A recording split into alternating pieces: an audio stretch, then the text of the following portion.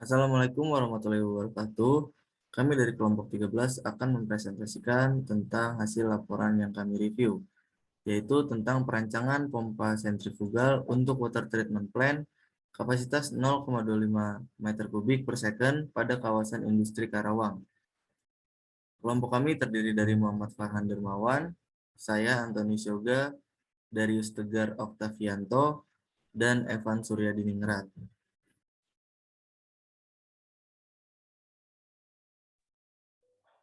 Baik, pendahuluan. Kebutuhan air bersih adalah hal yang sangat penting bagi kebutuhan dasar untuk dalam suatu kawasan industri. Air akan mempengaruhi berbagai aspek yang meliputi kesehatan masyarakat, ekonomi, sosial, serta peningkatan tata kehidupan kota atau desa, serta kawasan industri itu sendiri.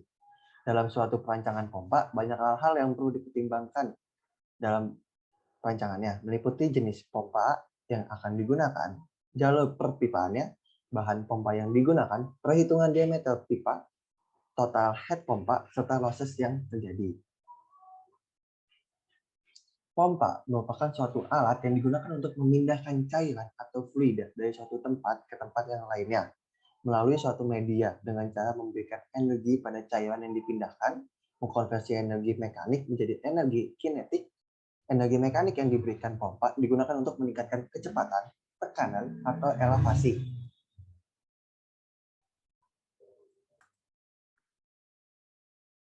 Baik, selanjutnya water treatment plant adalah sistem atau sarana yang berfungsi untuk mengolah air dari kualitas air yang diinginkan sesuai standar mutu atau siap untuk dikonsumsi. Water treatment plant merupakan sarana yang penting di seluruh dunia yang akan menghasilkan air bersih dan sehat untuk dikonsumsi. Pada kawasan industri ini diperlukan pemasok air bersih yang sesuai standar mutu air bersih yang bisa digunakan untuk keperluan industri, serta air minum. Maka akan dibangun sarana water treatment plant yang sumber airnya akan diambil melalui Sungai Tarum Barat dengan kapasitas maksimum pengambilan air sebesar 0,25 meter kubik per second, sesuai dengan SIPA atau Surat Izin Pengambilan Air yang sudah ditetapkan oleh pemerintah setempat untuk kawasan industri tersebut.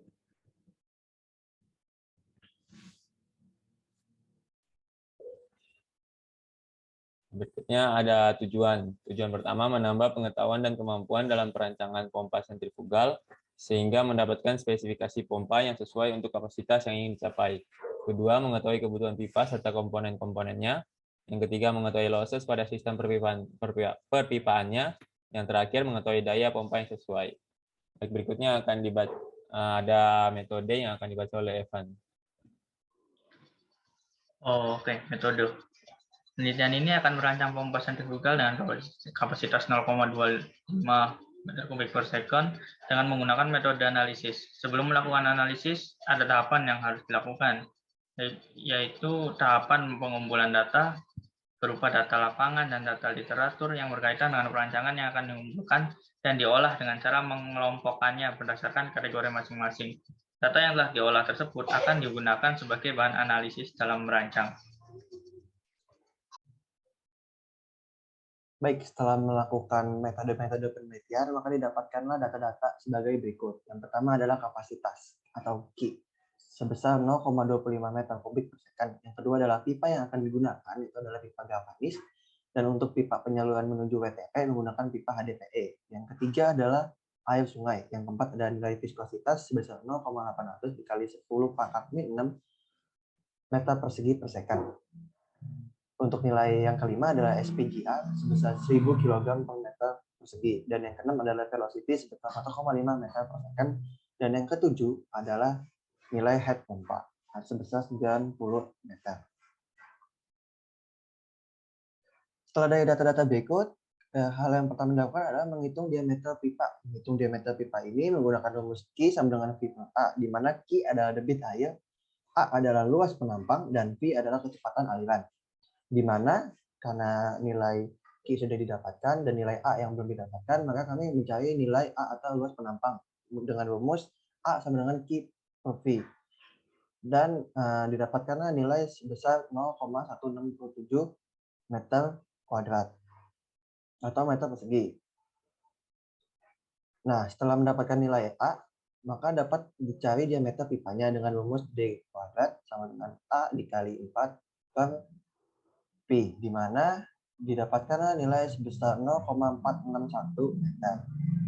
Setelah menghitung diameter pipa, maka dilanjutkan dengan menghitung bilangan Reynolds. Di mana bilangan Reynolds ini menggunakan rumus RE sama dengan viskositas dikali diameter per kecepatan aliran. Maka didapatkanlah hasil sebesar 862.500. Nah, setelah didapatkan bilangan Reynolds, maka kita dapat menentukan desain impeller pompa. Itu dengan dapat dilihat dari gambar di bawah ini, di mana ada 4 jenis impeller berdasarkan putaran spesifikasinya, di mana nilai 12-35 itu ada termasuk jenis radial, 36-80 termasuk jenis Prancis, 80-60 termasuk jenis aliran campuran, dan 161-400 termasuk jenis aksial. Maka dari itu, kami mencari nilai NS atau nilai putaran spesifik dari analisa yang akan digunakan dengan menggunakan rumus adalah nilai spesifik dikali N dikali Q pangkat 0,5 dibagi H pangkat 0,75, di mana Q adalah debit, Q adalah kapasitas spesifik, dan H adalah head pompa. Maka didapatkanlah hasil sebesar 41,73 LPM. Nah, dari nilai tersebutlah kami dapat disimpulkan bahwa menggunakan impeller jenis Prancis. Nah, setelah mengetahui impeller mana yang kita gunakan, kami dapat menghitung perhitungan daya motor dan diameter poros. Dengan menghitung daya motor adalah menggunakan rumus P sama dengan kapasitas aliran dikali head dikali rho dikali G dibagi 1000 dikali rendement efektif. Maka didapatkanlah hasil sebesar 245,25 kW. Maka diameter porosnya dapat dihitung dengan rumus D min sama dengan akar pangkat 3 T dibagi 0,2 dikali T izin. Dengan nilai T izin sebesar 18 Newton per milimeter kuadrat.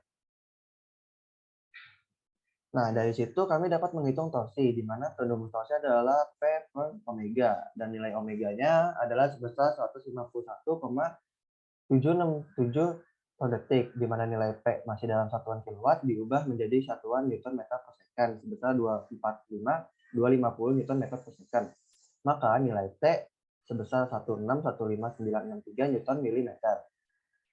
Nah, dari situlah kami dapat menghitung diameter leher poros, di mana diameter nilai poros itu dN adalah 1,2 sampai 1,5 dW dan dipilih 1,25 karena sebagai nilai tengah. Maka dN 1,25 dikali 80 mm menghasilkan nilai sebesar 100 mm.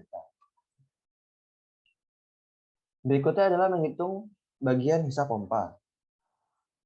Nah, menghitung bagian hisap pompa ini menggunakan rumus P aksen sama dengan 1,050 dikali 0,25 meter kubik per second. Dihasilkan nilai sebesar 0,2625 meter kubik per second. Dengan harga CO sama dengan 4,5 meter per second. Nah, kami dapat menghitung diameter bagian hisap pompa ini dengan menggunakan rumus DS sama dengan akar 4P kuadrat per P dikali C0 ditambah DN kuadrat. Maka nilai DS atau nilai D1 sama dengan 289 mm. Untuk menghitung sisi bagian masuk roda jalan D1, itu menggunakan rumus U1 sama dengan D1 dikali P dikali N per 60. Maka didapatkanlah hasil sebesar 21,93 meter per second.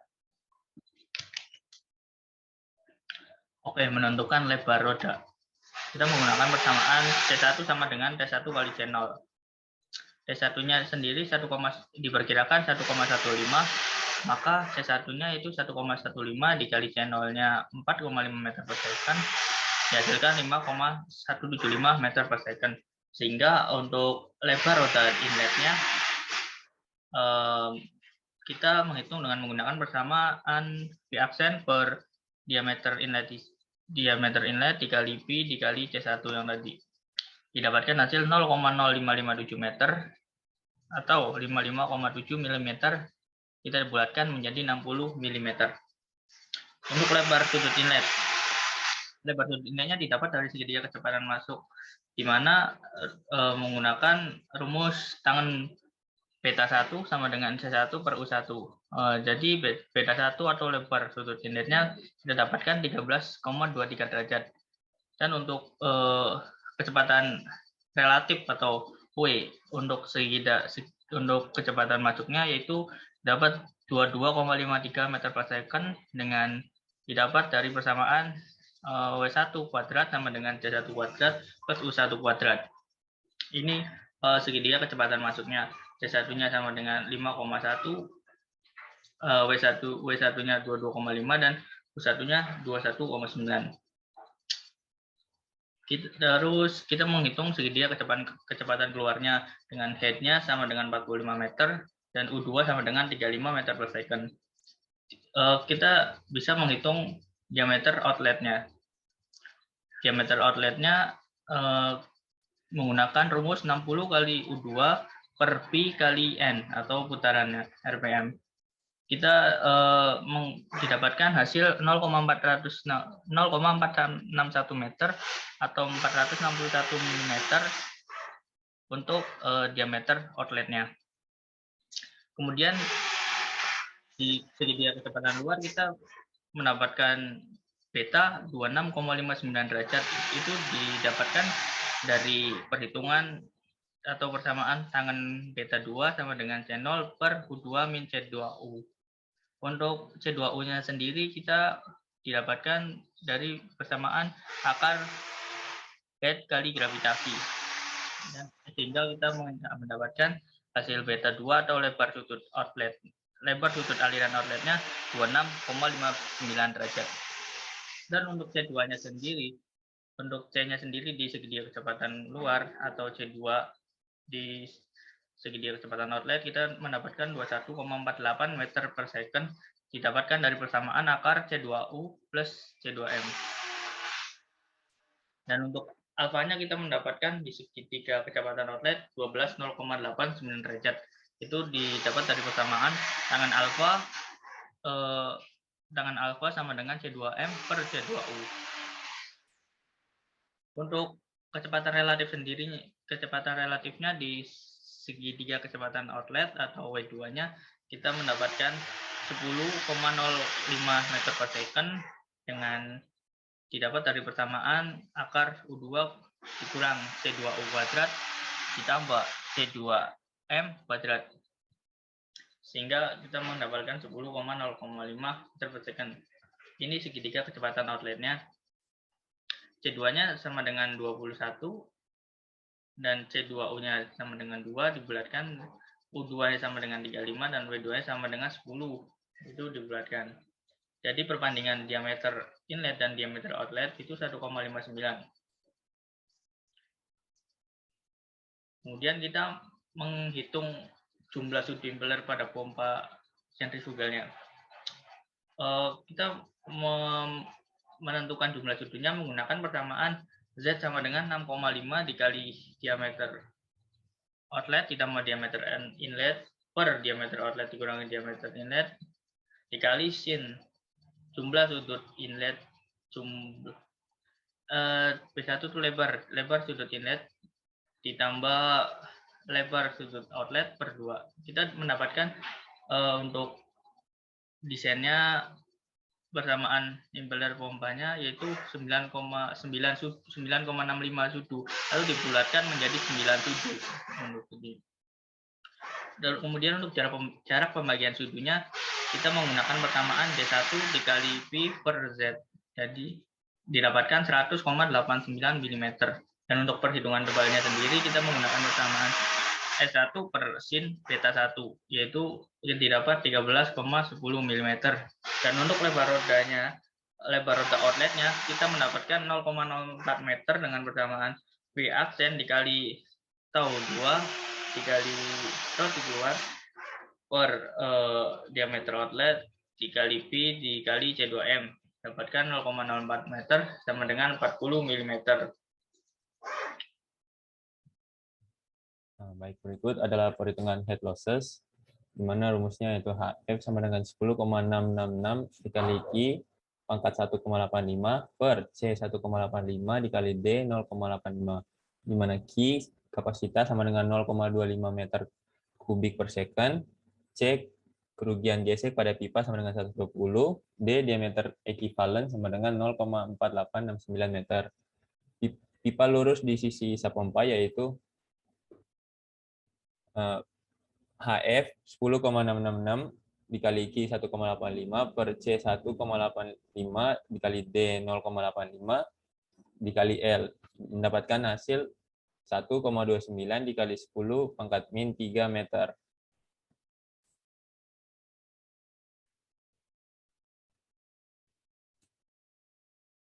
Berikutnya adalah perhitungan pipa lurus sisi tekan pompa yaitu HFD dikali 10,66 dikali Q 1,85 per C 1,85 dikali D 0,85 dikali L, di mana L-nya ada 500 meter dan mendapatkan hasil 1,07 meter. Sehingga HF ditambah sisi isap ditambah sisi tekan mendapatkan hasil 1,07129 meter. Nah, di sini ada perhitungan kerugian pada peralatan bagian isap. Mana rumusnya yaitu HF sama dengan 10,666 dikali Q 1,85 per C 1,85 kali D 0,85 dikali L, di mana L-nya adalah 80 kali 0,4869 meter. Mendapatkan hasil 8,39 dikali 10 min 3 meter. Untuk kerugian pada aksesoris sisi tekan, rumusnya yaitu 10 dikali 10,666 Q dikali Q 1,85 per C 1,85 dikali D 0,85 dikali L, di mana L-nya adalah 32,0,4869 meter, mendapatkan hasil 0,003 meter.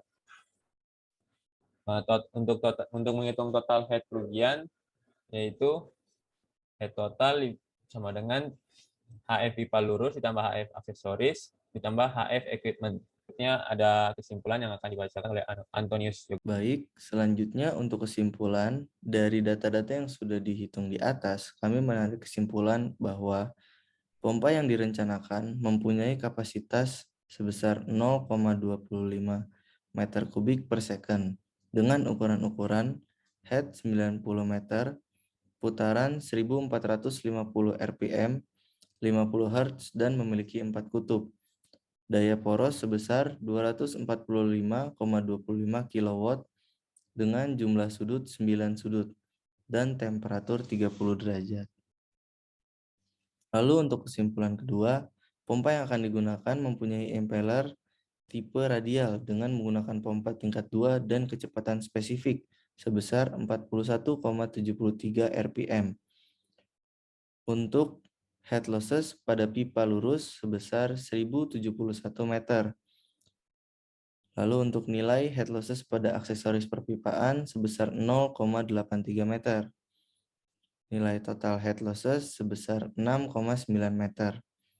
Lalu ditemukan NPSH atau Net Positive Suction Head, di mana ini adalah perbedaan antara tekanan pada pipa hisap pompa dan tekanan saturasi pada cairan yang sedang dipompa, yaitu bernilai sebesar 20,11 Joule per kilogram. Sekian presentasi dari kelompok 13. Mohon maaf bila ada kesalahan kata. Sekian dan terima kasih.